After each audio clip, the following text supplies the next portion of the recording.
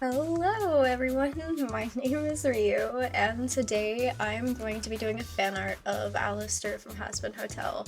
Wow, what a shocker. It's almost like I've done that multiple times and I need to draw something else. But today I kind of wanted to talk about, I guess, art progression and my feelings about my art at the moment. Because I think in total I've officially been trying to draw for about 10 years now. And there's obviously there's clear improvement, but there's a few things that I didn't start doing until recently that skyrocketed my improvement. One of those things being perspective. Like right now, I think this is 2-point perspective, if I'm not mistaken. And I mean, for scene setting, it's really good. For depth, it's really good. But mainly, I like character illustration, you know? I don't always put a background in everything. And even when you're drawing something flat colored, having perspective in the form is really important. And I know everybody always says, yeah, draw cylinders, draw boxes. They're not wrong. But at the same time, I just feel like it kind of improved a lot. Like, I mean, you could look at Alistair's arm during my sketch and you can totally see like the rings that I put around for the cylinders of his leg and the cylinders of his little black tentacle thingies.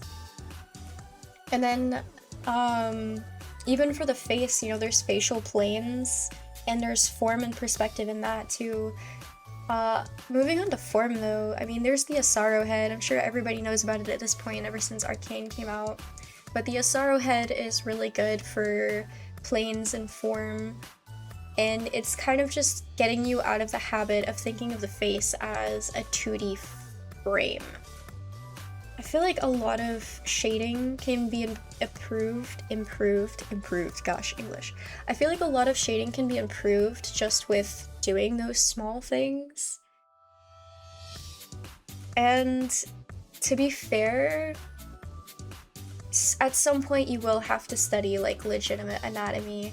Like I thought I could just get away by copying bodies and drawing figure studies, but really nothing clicked until I looked into the musculature. Like I had to study the skeleton. I pulled up this Mark Burnett video of basically him breaking down every muscle in the body, and I took this image of a skeleton off of Google. It was like a front facing, from behind, and then from the side, and I was like drawing the muscles on top of the skeleton to figure out how they connected to the bones, and it makes, you know, your anatomy a lot more believable. And that's the whole thing, is you need it believable. It doesn't have to be perfect, it doesn't have to be seamless, it just needs to be believable. And I break my anatomy sometimes just for the aesthetics of it. Like, I'm sure if you've ever seen Devilman Crybaby or Studio Trigger, they do break their anatomy from time to time, but it just looks so good.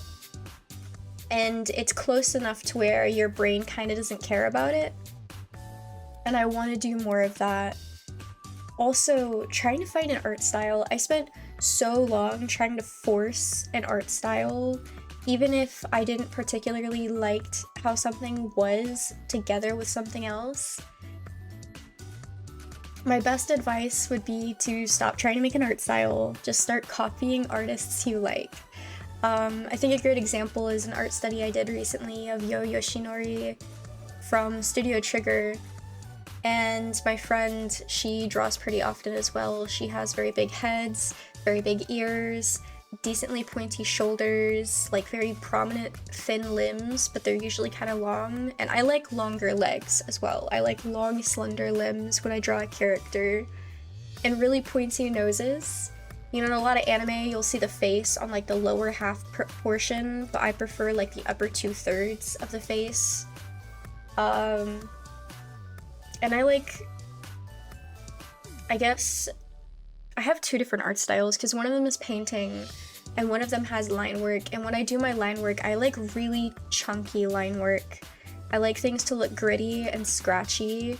I got told once when I was asking for critiques, they're like, oh, you should size up your canvas and then your pencil won't be so pixelated. And I had to tell them that it was purposefully a very crunchy brush. I like the texture of it. I feel like it adds that extra pizzazz. And then when it comes to painting, base painting and glazes, I don't know if you guys have ever done watercolors, but that medium has been really great for my digital painting in terms of learning how to glaze my stuff and build up color and build up depth and not be scared of it. One thing I'm gonna have to do more this year is pre-plan out my art pieces. I used to like never go in with an idea. I would just kind of scribble something until it looked moderately decent, and then boom, I'll figure the rest out later. Yeah, that's a problem. I want to get better at illustrations, and I really like splash art. I think drawings that are my favorite typically tell a story. I don't think they're better than other drawings, but I just find them more enjoyable is when they tell a story with it. There's something to look at everywhere in the drawing, and that's so nice for me. I really want to get better at that this year. I'm also working on a Lucifer drawing at the moment, and that one's coming out really well. Like, I'm really happy and excited to share it, but I just finished the flat colors 2 days ago, and I haven't been working on it since.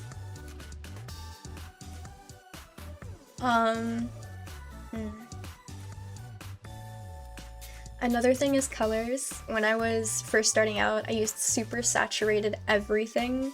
And don't get me wrong, I still use a lot of saturation now, but I tone it down and change it with filters towards the end, so it's all more homogeneous, and if it burns your eyes, it burns your eyes with my favorite colors, and I enjoy that better.